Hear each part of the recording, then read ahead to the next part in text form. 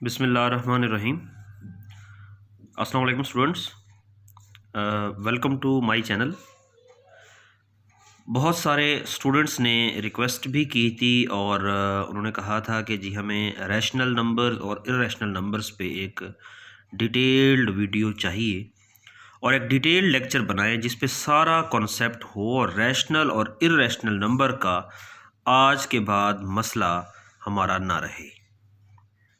तो ये आपके सामने मैं लाया हूँ एक वीडियो, ठीक है जी। 5 से 7 मिनट के बाद इंशाल्लाह आपका रैशनल और इर्रेशनल नंबर्स का जो प्रॉब्लम है वो नहीं रहेगा। आपने बहुत गौर से देखना है और बहुत आपने डिटेल से बात सुननी है, ठीक है।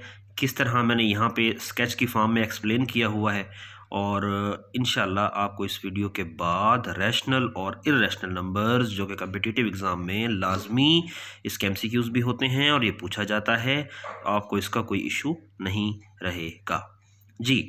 सबसे पहले एक बात अपने जहन में रखें, रैशनल नंबर के ज़रा पहले आप 5 स्पेलिंग पढ़ें तो लिखा हुआ है रेशो, RATIO, रेशो।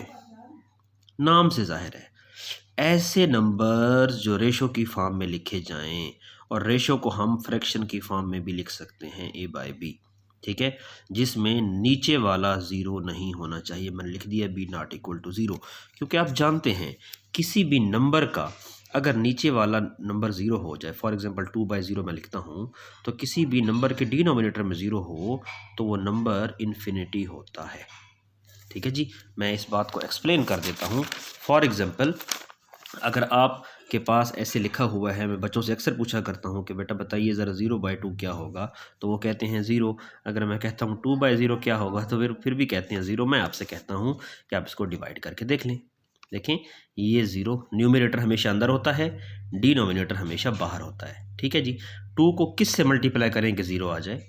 ज़ाहिर सी बात है, 2 को 0 से मल्टीप्लाई करेंगे तो 0 आएगा ना।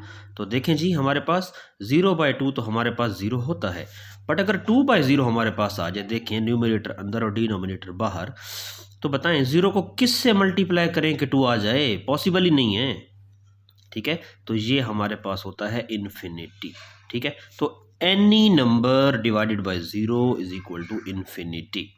Infinity is a large number. Infinity पे इंशाल्लाह एक लेक्चर बनाएंगे कि इन्फिनिटी होती क्या है। तो आपने ये बात ज़रूर लिखनी है जब आप डिफ़ाइन कर रहे हो, तो आप बताएंगे the numbers which are written in the form of P/Q, A/B, M/N, कुछ भी वेरिएबल तो कोई भी हो सकता है यहाँ पे। तो बताना है आपने कि नीचे वाला यहाँ पे ज़ीरो नहीं होना चाहिए, ये बात आपने लाजमी लिखनी है, जबकि ऊपर वाला और नीचे वाला इंटीजर्स होते हैं। मैंने यहाँ दूसरी डेफिनेशन की है जो अक्सर बुक्स में लिखी भी होती है कि the numbers which are written in the form of P/Q where P and Q are integers and Q not equal to zero. तो फॉर एग्जांपल यहाँ पे 9/2 भी हो सकता है। आप देखें 9/2 को हम लिख सकते हैं P/Q की फॉर्म में लिखा हुआ है ना, इसको डिवाइड करें तो 4/5 भी आता है। इट मीन्स कि ये रैशनल नंबर डेसिमल की फॉर्म में भी लिखा जा सकता है। देखिए, रैशनल नंबर को डेसिमल फॉर्म में भी लिखे जा सकते हैं, लेकिन अब सवाल यहाँ पे ये पैदा होता है कि कौन सा डेसिमल फॉर्म रैशनल होगा और कौन सा डेसिमल फॉर्म रैशनल नहीं होगा। तो मैंने कहा कि हर रैशनल नंबर डेसिमल की फॉर्म में लिखा जा सकता है। तो कौन से डेसिमल फॉर्म रैशनल कहलाएंगे और कौन से डेसिमल फॉर्म इर्रेशनल कहलाएंगे, मेन जो वीडियो का पार्ट है वो अब स्टार्ट हो रहा है। देखें, हम जब किसी नंबर को डिवाइड करते हैं हम उसे डेसिमल फॉर्म कहते हैं। ये देखें, तो जो नंबर हमें हासिल होती है, जो फॉर्म हमें हासिल होती है डिवाइड करने के बाद, उसे हम डेसिमल फॉर्म कहते हैं। अब डेसिमल फॉर्म हमारे पास दो टाइप्स की होती है। एक हमारे पास होती है टर्मिनेटिंग, यानी जो ख़त्म हो जाए, डिवाइड करें एंड हो जाए। एक हमारे पास होती है नॉन टर्मिनेटिंग, यानी जो ख़त्म ना हो। टर्मिनेटिंग से मुराद हमने किसी नंबर को डिवाइड किया, हमारे पास 0.52 आंसर आ गया, ख़त्म हो गई पूरी बात, रिमाइंडर हमारे पास 0 बच गया। या 2.75 मैं कहता हूँ, ये हमारे पास आ गया, बात ख़त्म हो गई। ये हमारे पास है टर्मिनेटिंग।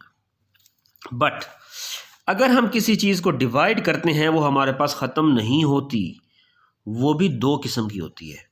नॉन टर्मिनेटिंग हमारे पास दो टाइप्स की होती है, रिकरिंग, ठीक है, और नॉन रिकरिंग, ठीक है जी, रिक्योरिंग भी बोलते हैं इसको।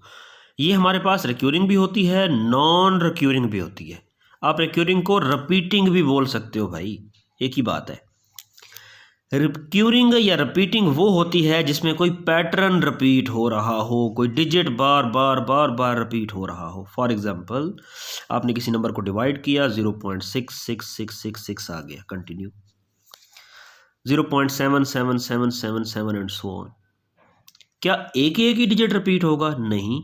18.525252 कंटिन्यू 7.6523232323 सो ऑन। अच्छा, जो डिजिट रिपीट हो रहा होता है, आपको कोई कहे कि भाई ये सारी इतनी बड़ी वैल्यू है, ज़रा मुझे इसे क्लोज करके तो बताओ, तो आप क्या बताएंगे? 0 पॉइंट और जो पैटर्न रिपीट हो रहा है, जो डिजिट रिपीट हो रहा है, आपने उसके ऊपर बार लगा देना है। ये बार आपको बताएगा कि बार के नीचे जो डिजिट है वो रिपीट हो रहा है। ठीक इसी तरह मैं कह सकता हूँ कि 18.52525252 लिखने की बजाय आप सिंपल ये लिख सकते हैं 18.52 और उसके ऊपर बार। ठीक हो गया जी।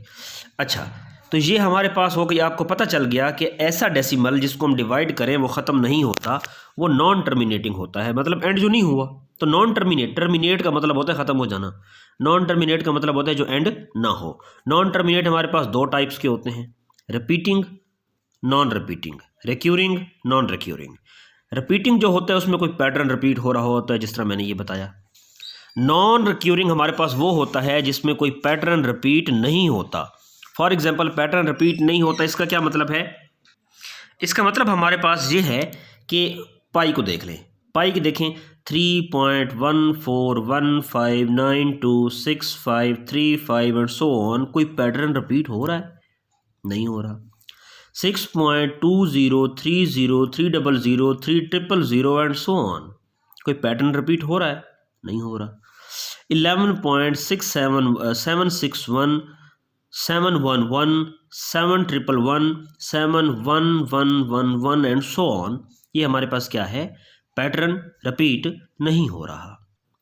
तो एक बात अब अपने जहन में एक रख लें, जो मैं अब बात बताने वाला हूँ, आपको सारी कन्फ्यूजन दूर हो जानी है। आखिरी ये वाली बात आप ज़रूर सुन लें। कौन सी? कि हर वो डेसिमल फॉर्म जो टर्मिनेटिंग हो, हर वो डेसिमल फॉर्म जो टर्मिनेटिंग हो, वो हमारे पास रैशनल होती है। हर वो डेसिमल फॉर्म जो नॉन टर्मिनेटिंग हो बट रिपीटिंग भी हो, वो भी हमारे पास रैशनल होती है। तो मैं बता दूं, terminating and non terminating plus repeating ये हमारे पास रैशनल होती हैं, और नॉन टर्मिनेटिंग नॉन रिक्यूरिंग जो ख़त्म भी ना हो रही हो और कोई पैटर्न रिपीट भी ना हो रहा हो, वो हमारे पास होता है इर्रेशनल।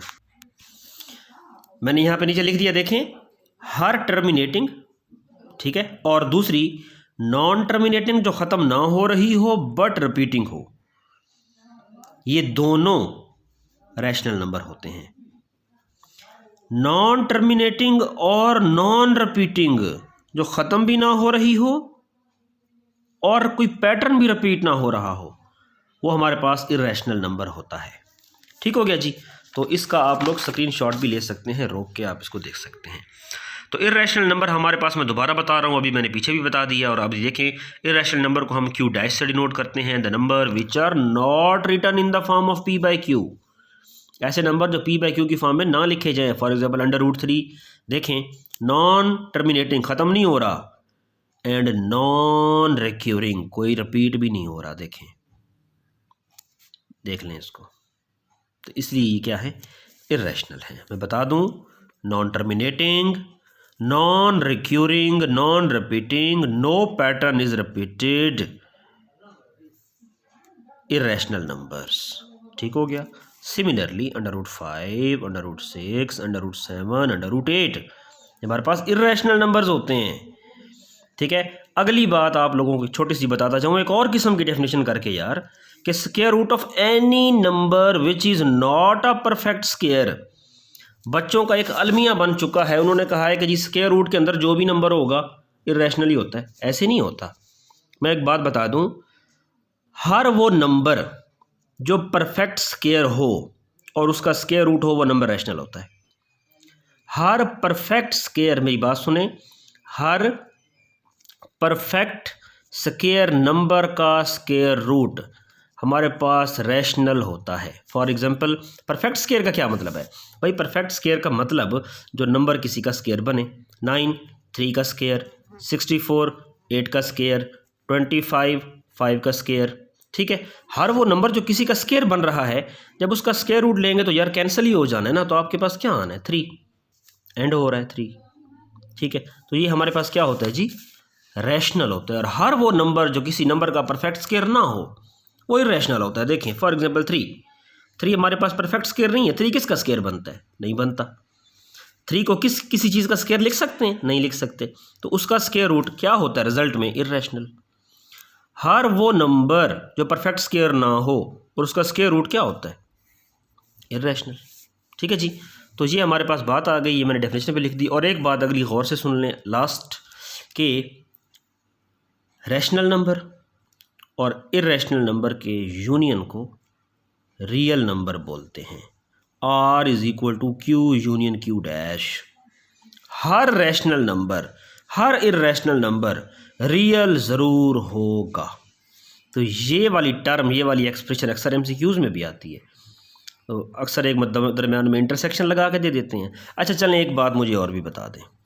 मैं आपसे पूछता हूँ कि हमारे पास यहाँ पे अगर हो, मैं आपसे कहता हूँ कि चलें Q यूनियन Q डैश, तो हमारे पास रियल नंबर आ गया।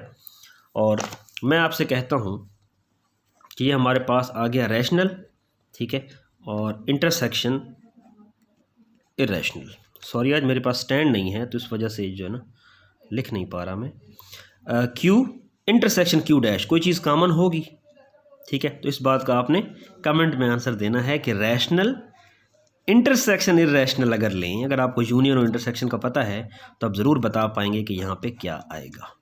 ठीक है स्टूडेंट्स, तो ये हमारे पास है जी रैशनल और इरेशनल नंबर्स की detail. So I hope students कि आप लोगों को रैशनल और इरेशनल नंबर्स की बात समझ आ गई होगी। ठीक है, तो मेन जो चीज़ है वो स्टूडेंट्स ये है। ठीक है, इस पर मैं रोक भी रहा हूँ, आप लोग अपना स्क्रीनशॉट भी ले सकते हैं। ठीक है, और डिटेल इस पर आप लोग अपने नोट्स भी बना सकते हैं और इस चीज़ को क्लियर करें ताकि कम्पिटिटिव एग्ज़ाम में आपका कोई इशू ना हो।